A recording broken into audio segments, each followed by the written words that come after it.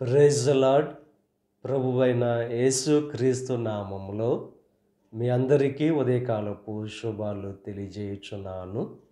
ఈరోజు దేవుడు మనకు అనుగ్రహిస్తున్న అతి శ్రేష్టమైన వాక్యము యెషయా గ్రంథము 57వ అధ్యాయము 18వ వచనాన్ని చదువుకుందాము.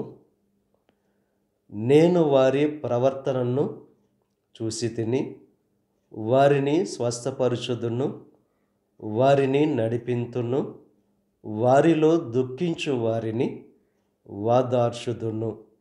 దేవుడు శ్రేష్టమైన వాక్యాన్ని మనకు అనుగ్రహిస్తున్నారు.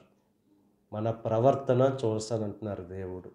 మన ప్రవర్తన దేవుడు చూసినప్పుడు శ్రేష్టమైనదిగా, ఆయనకు ఇష్టమైనదిగా ఉంటే ఆయన మనల్ని స్వస్థపరుస్తానంటున్నారు, మనల్ని నడిపిస్తానంటున్నారు, దుఃఖపడు వారిని వాదారుస్తానని చెప్పి దేవుడు ఇక ఉదయకాల సమయంలో తెలియజేస్తున్నారు.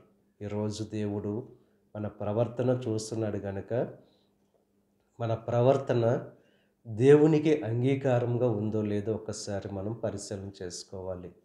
దేవునికి ఇష్టమైన ప్రవర్తనగా ఉంటే మన శత్రువులను సహితము దేవుడు మిత్రులుగా చేసేవారుగా ఉన్నారు. కనుక ఈ ఉదయకాల సమయంలో మీ ప్రవర్తన దేవునికి ఇష్టమైనదిగా చేసుకుని దేవుడు అనుగ్రహించే అతి శ్రేష్టమైన భాగ్యాన్ని పొందుకోవలసిందిగా ప్రభు పేరట మిమ్మల్ని కోరుచున్నాను. దేవుడు మిమ్మల్ని దీవించి ఆశీర్వదించి దేవుడు మిమ్మల్ని స్వస్థపరుస్తాడు. అదే రీతిగా మిమ్మల్ని నడిపిస్తాడు.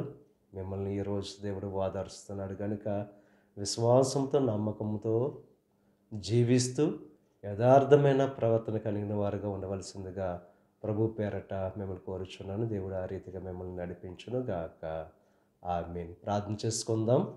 పరిశుద్ధుడా, మహోన్నతుడా, సర్వశక్తిమంతుడైన యేసయ్య, ఈ ఉదయకాల సమయంలో నువ్వు అనుగ్రహించిన అతి శ్రేష్టమైన వాక్యాన్ని బట్టి నీకు స్తుతులు చెల్లిస్తున్నాం దేవా. మా ప్రవర్తనను చూస్తానంటున్నావు దేవా.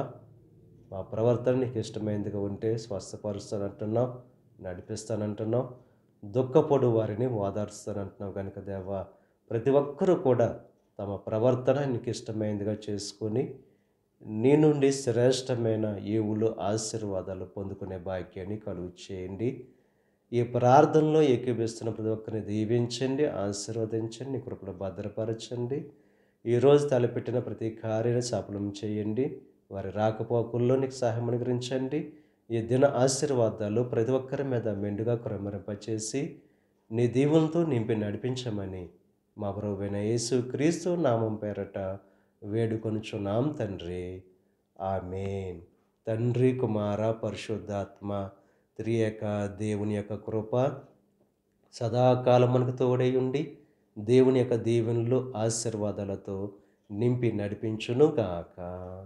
ఆమేన్.